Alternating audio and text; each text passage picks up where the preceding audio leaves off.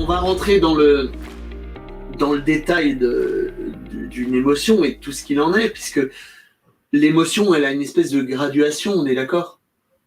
La joie, elle n'est pas toujours à 10, elle n'est pas toujours à 6, elle n'est pas toujours à 2.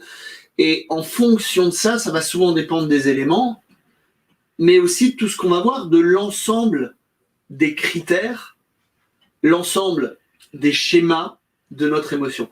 Ce qu'on est en train de vous décrire là, c'est un nom un peu technique, mais je vais quand même le sortir. Ça s'appelle le pattern structurel des émotions, c'est-à-dire le schéma d'une émotion.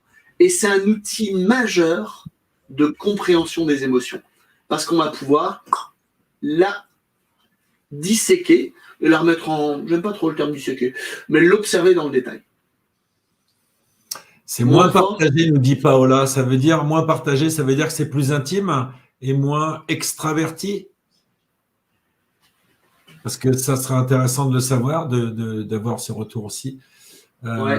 Janelle nous fait part de la localisation. Alors, cela se passe dans la poitrine. En fait, on pourrait se poser la question, cela égale quoi? Quelle émotion? Parce que c'est pas pareil dans la poitrine. C'est pas. Il y en a que c'est les deux, hein.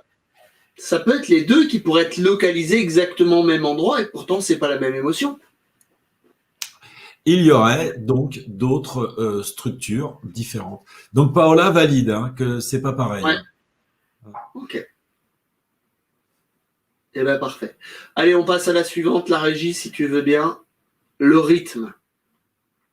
Alors ça, rapide, lent, continu, discontinu. Ça me paraît bien obscur tout ça, Franck. Tu peux nous expliquer un peu? Bah écoute, peut-être comme ça quand c'est écrit avec des lettres là, mais en fait, par exemple, Paola nous dit que cette émotion est forte, mais elle est forte comment?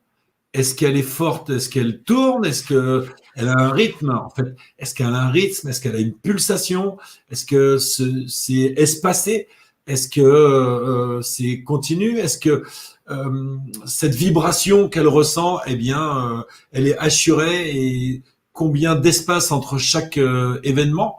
Elle peut tourner aussi. Une émotion, ça peut tourner.